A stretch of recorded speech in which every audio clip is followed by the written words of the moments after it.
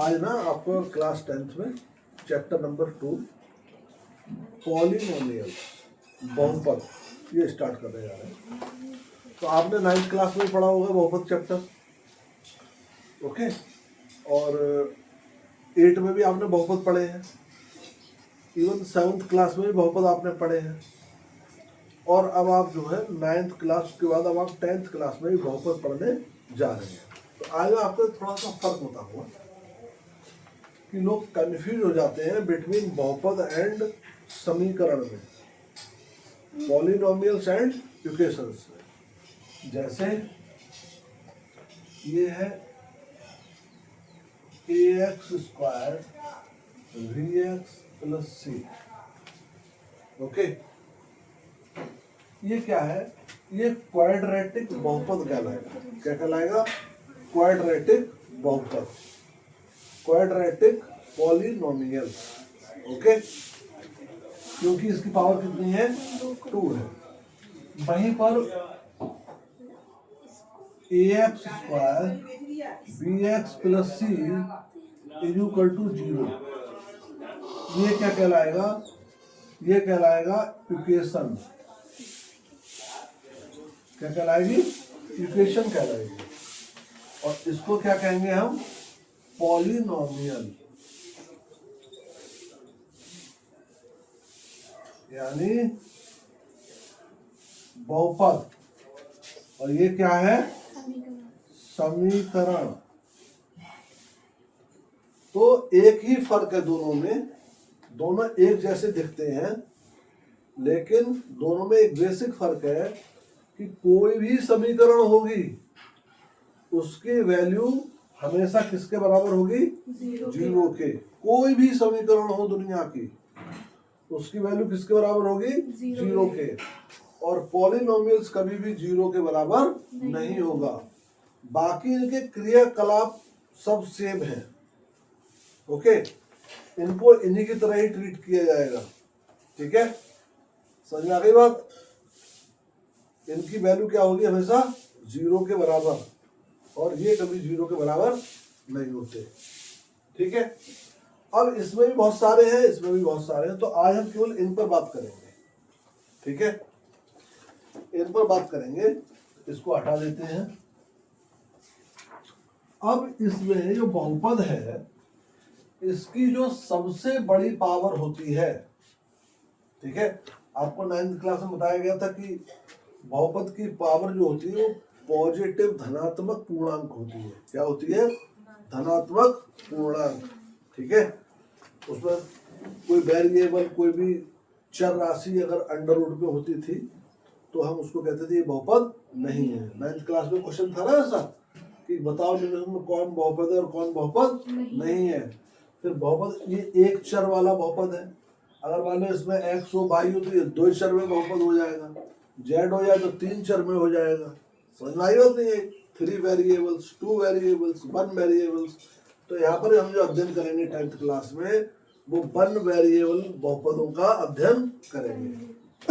अब इसमें पावर 2 है, तो ये 2 बहुपद, ठीक है। कोई ऐसे भी लिख सकता है, इसकी पावर क्या है? 1 है, ओके। x की पावर यहाँ क्या है? 1 है। तो इसको हम क्या कहेंगे? रैखिक बहुपद। क्या कहेंगे? रैखिक बहुपद, यानी लीनियर पॉलिनोमियल्स, ओके। अगर पावर 3 हो जाए इसकी, ठीक है, तो उसको, अब ये पावर को क्या कहते हैं? डिग्री कहते हैं। क्या कहते हैं? डिग्री। अगर आपसे पूछे कि इस बहुपद की डिग्री क्या है, तो 1। इस बहुपद की डिग्री क्या है? 2। और वहीं कोई ऐसा हो जाए ax³ vx square cx plus d, तो इसकी बहुपद की पावर डिग्री कितनी है? 3। यानी बहुपद की सबसे बड़ी पावर को हम क्या कहते हैं? डिग्री, ठीक है। अब इसमें एक शब्द आता है शून्यक। क्या आता है? शून्यक। कि इसके कितने शून्यक होंगे? तो जितनी पावर है उतने ही शून्यक होंगे। जितनी इसकी घात है उतने ही शून्यक होंगे। जितनी इसकी डिग्री है उतने ही इसके क्या होंगे? शून्यक होंगे। डिग्री को क्या कहते हैं? घात कहते हैं, पावर कहते हैं, तरह तरह के नामों से लोग पुकारते हैं, ठीक है। मीडियम बाई, जिसका पंजाबी में कुछ और कहता है, इंग्लिश मीडियम वाला पावर कह देते हैं, डिग्री कह देते हैं, हिंदी मीडियम वाले घात कह देते हैं, गुजराती में कुछ गुजराती में बोलते होंगे। Is that clear? समझ में आ गई बात? तो इसके शून्य शून्य के बारे में बताया था मैंने, जीरोज। शून्य क्या होता है? जो इसकी वैल्यू को शून्य कर दे उसे क्या कहते हैं? शून्य। ठीक है, वो इसी से ही निकलती है और इसी में फिर पुट कर दो तो वो शून्य कहलाता है। ठीक है, क्लियर है बात? बताया था शून्य के बारे में 9th क्लास में। ठीक है, तो अगर जैसे इसका शून्य निकालें, जैसे अब मान लो यहाँ थोड़ा आपको मुश्किल लग रहा होगा, जैसे मान लो कोई बहुपद ये है, तो इसको हम क्या कहेंगे? रैखिक बहुपद कहेंगे। क्या कहेंगे? या कोई ऐसा है, इसको भी हम क्या कहेंगे? रैखिक बहुपद कहेंगे। ठीक है, तो अब ये कैसे काम करेगा? अगर मान लो हम इसका ग्राफ को विड्रॉल करते हैं, ठीक है, ये आप जानते हैं क्या है? एक्स एक्सिस है, ये क्या है? एक्स डैश है, ये क्या है? वाई एक्सिस, और ये क्या है? वाई डैश, ये क्या है? मूल बिंदु 0। समझ में आ गई बात? अब ये जानते हैं इधर से इधर क्या होता है? पॉजिटिव, इधर से इधर नेगेटिव, ऊपर क्या होता है? पॉजिटिव, नीचे क्या होता है? यहाँ से अगर इसका शून्यक निकालें, क्या निकालें? शून्यक, तो इसका शून्यक क्या होगा? x equal to -3। तो -3 इसमें रखोगे तो क्या हो जाएगा? 0। बेसिकली क्या होता है कि हम इसको 0 के इक्विवेलेंट रख के देखते हैं, शून्य निकालते हैं तब। ठीक है, कि यदि x + 3 = 0 तो x = -3। उस तरफ गया तो क्या हो गया? प्लस का माइनस हो गया। अब ये -3 को नंबर लाइन पे देखोगे कहाँ होगा? अब ये 1 है, ये 2 है, तो ये 3 होगा। तो ये हो गया x = -3। ओके, अगर इससे देखें, इसका शून्य क्या आएगा? x = 3, तो ये 0 के इधर होगा, पॉजिटिव नंबर इधर होते हैं। ये लाइन आ गई आपकी x = 3। तो रैखिक में, लीनियर में क्या होता है कि जो लाइन आती है वो इस तरह की आती है, सिंपल रेखा आती है, सरल रेखा। ठीक है, अगर क्वाड्रेटिक होगा आपका, मतलब कहने का क्या है कि द्विघाती होगा, तो इसमें कर्व आएगा। क्या आएगा? कर्व, और इसके 2 शून्य होंगे तो वो 2 प्लेस पर इसको काटेंगे, पैराबोलिक टाइप आएगा ये। ठीक है, तो ये पैराबोलिक आप 11th में पढ़ेंगे। पैराबोलिक है, इलिप्स है, हाइपरबोला है, ये आगे की टर्म है। तो हम आपको यहाँ पर 2 के बारे में बता रहे हैं फिलहाल। ठीक है, अब कोई मान लो, मैं आपको थोड़ा ग्राफ का स्टडी करके बताता हूँ। जैसे मान लो कोई ग्राफ इस तरह से बन गया, या कोई ग्राफ आपका ऐसे बन के आ गया। ठीक है, या कोई ग्राफ आपका ऐसे हो गया। ठीक है, समझ में आ रही बात? नहीं आ रही है? तो इस तरह के ग्राफ आपको आएंगे पहले एक्सरसाइज में। आप देखो, खोले किताब। तो वो ये क्वेश्चन करेगा कि कितने शून्यक हैं, कितने शून्यक हैं। या मान लो ऐसे आ गया कुछ। ठीक है, तो कितने शून्यक होंगे? 1। अगर लाइन एक जगह कट हो रही है तो 1 शून्यक। अगर लाइन कई जगह कट हो रही है, 1 2 3, तो कितने शून्यक होंगे? 3। और ये कैसा होगा? त्रिघाती। समझिए, इसकी डिग्री कितनी होगी? 3। अगर मान लो केवल 2 जगह कट हो रहा है तो क्या होगा? द्विघाती। और इसके शून्य कितने होंगे? 2। इसकी डिग्री कितनी होगी? 2। तो ऐसे प्रश्न आपको आएंगे पहले एक्सरसाइज में।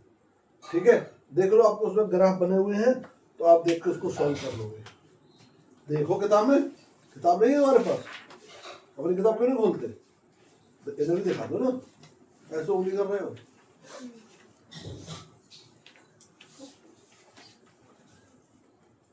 उधर देख लो किताब में, उसमें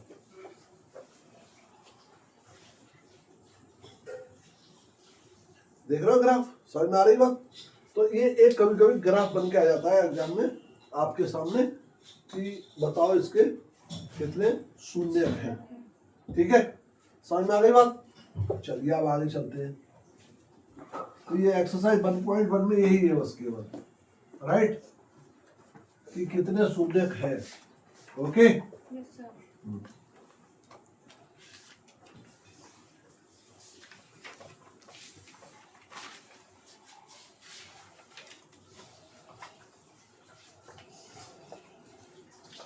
अब इसमें आपको उनके बारे में डिटेल अध्ययन करेंगे हम चौथे चैप्टर में जाकर के क्वाड्रेटिक इक्वेशंस के बारे में। फिलहाल मैं आपको कुछ फार्मूले बताता हूँ, उन फार्मूलों को आप नोट करोगे। जैसे ये क्वेश्चन आ गया, मान लो ax स्क्वायर bx प्लस सी, ठीक है। तो इसमें ये फार्मूला प्रयोग होगा वेरिफिकेशन के लिए कि शून्यकों का, ये लिख लेंगे आप लोग, का योगफल। ओके, शून्यकों का योगफल क्या होगा? ये होगा minus B upon A, minus B upon ए। और ये माइनस बी क्या है? ये बी क्या है? एक्स का गुणांक है। क्या है? एक्स का गुणांक। एक्स का गुणांक। गुणांक का मतलब क्या? गुणा का अंक। एक्स की गुणा का अंक। एक्स की गुणा में क्या है? बी अपॉन ए क्या है? एक्स स्क्वायर का गुणांक। ए क्या है? एक्स स्क्वायर का गुणांक। ओके, इस फार्मूले का प्रयोग करेंगे आप।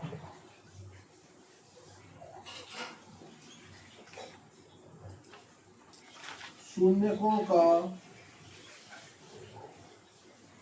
गुणनफल,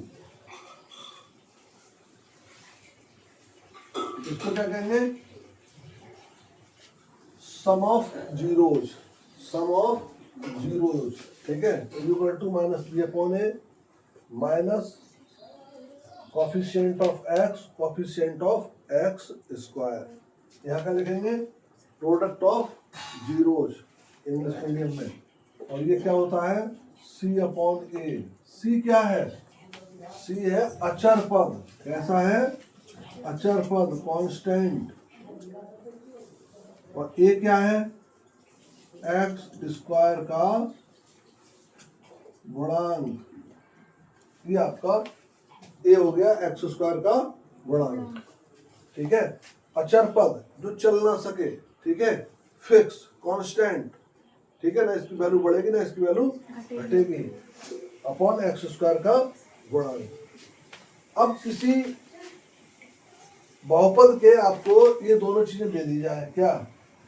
योगफल दिया हो और क्या दिया हो? सी अपॉन ए, यानी गुणनफल दिया हो।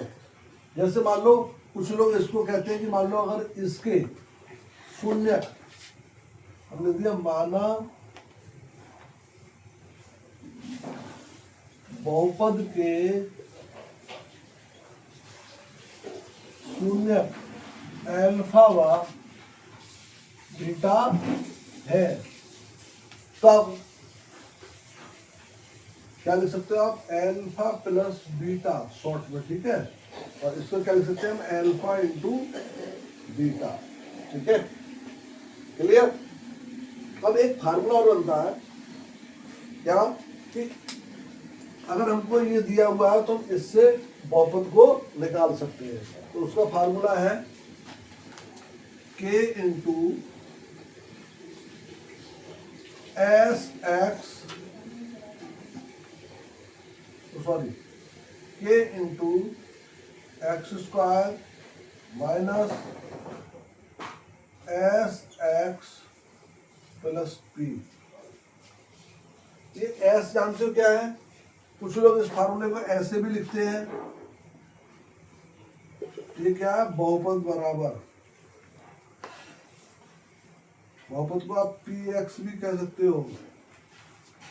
बाई लिख दिया तो इसका मतलब क्या? बाई वेरिएबल हो जाएगा। एक्स लिख दिया इसका मतलब क्या? एक्स वेरिएबल हो जाएगा। चर क्या होगा? एक्स। अगर यहाँ बाई आ गया तो चर क्या होगा? बाई। समझ में आई बात?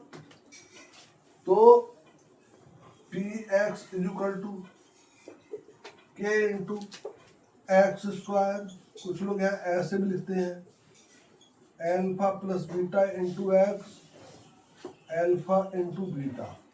ओके, इसी फार्मूले को कुछ लोग ऐसे भी लिखते हैं, एक्स स्क्वायर, ठीक है, माइनस बी अपॉन ए इंटू एक्स सी अपॉन ए। ठीक है, ये एस का मतलब क्या होता है? एस का मतलब होता है सम। इसका मतलब क्या होता है? सम। सम को क्या कहते हैं? योग। और पी का मतलब क्या होता है? प्रोडक्ट।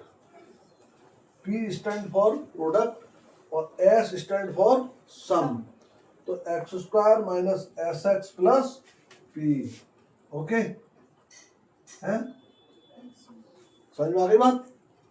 तो ये लिख लो, चाहे ये इस फार्मूले का भी आपको प्रयोग करेंगे कि अगर हमको बहुपद दिया है तो उससे शून्य कैसे निकालें, और शून्य दिए हुए हैं तो उनसे हम बहुपदों को कैसे निकाल सकते हैं।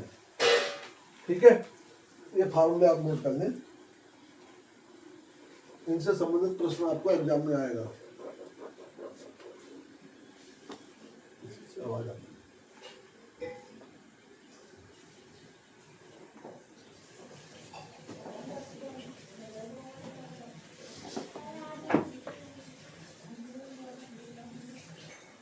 ठीक है, नोट हो गया है?